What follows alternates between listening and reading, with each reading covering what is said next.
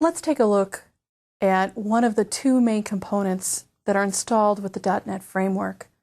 The component is called the Common Language Runtime. The Common Language Runtime is also known as the CLR, the .NET Runtime, and just Runtime. It's really the foundation of the .NET framework. If you're familiar with Java, the Common Language Runtime is similar to Java's Java Virtual Machine, or JVM. The .NET Runtime provides a robust and secure execution environment, and it simplifies application development. The .NET Runtime is also referred to as a managed environment because the CLR is managing the code. And it also runs what we call managed code. Any .NET code is considered managed code because it runs within the CLR, or the .NET Runtime. But the runtime does a lot more than that. The .NET Runtime provides a set of services for any of these applications.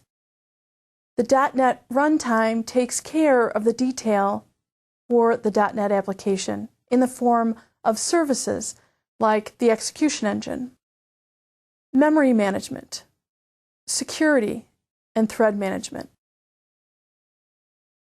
The CLR, Common Language Runtime, or the .NET Runtime, is really one of the critical components of the .NET framework.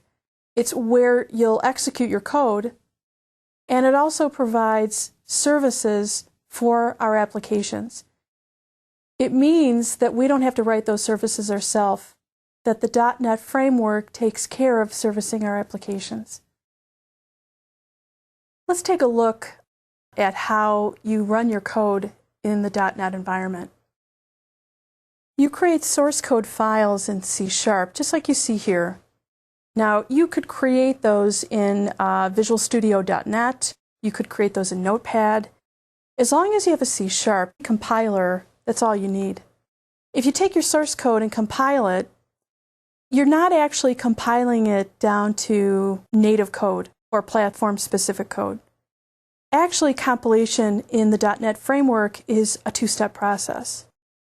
Notice that what you're doing is you're compiling it down to what Microsoft calls MISL code, Microsoft Intermediate Language Code.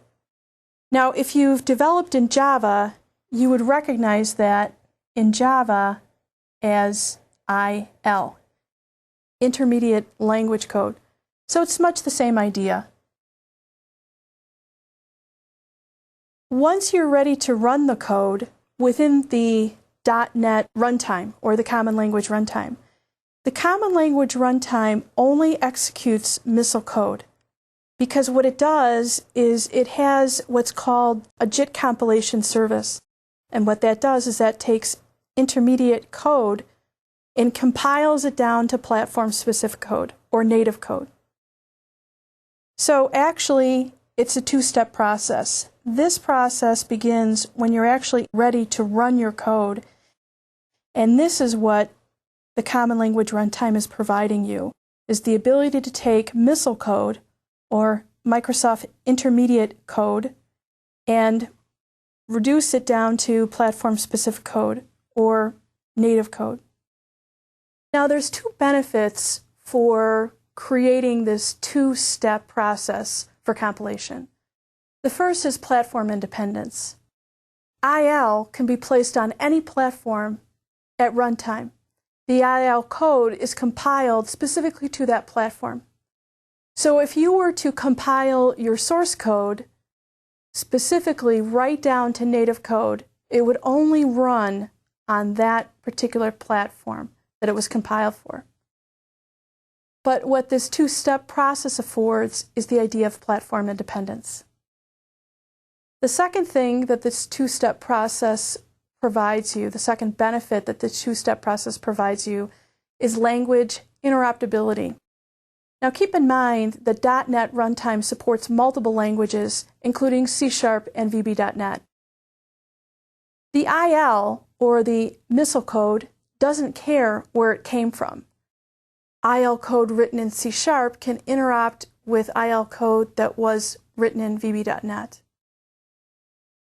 There is a portion of the .NET framework called the Common Type System, or CTS. The Common Type System, part of its job is to define what types are supported by .NET languages.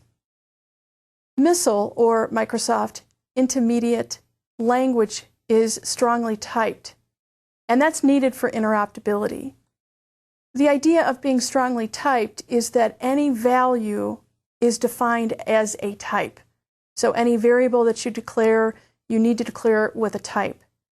That's different than traditional Visual Basic, for example, that has a type called variant, which means it's an untyped value. The Common Type System defines the types that are supported by .NET. Notice that the Common Type System has a type called int32. So that's coming from the Common Type System. And an int32 is defined as a 4-byte integer that's signed, meaning that it can hold both positive and negative numbers. Now in C#, we actually have a type called int, and in Visual Basic.NET there's a type called integer.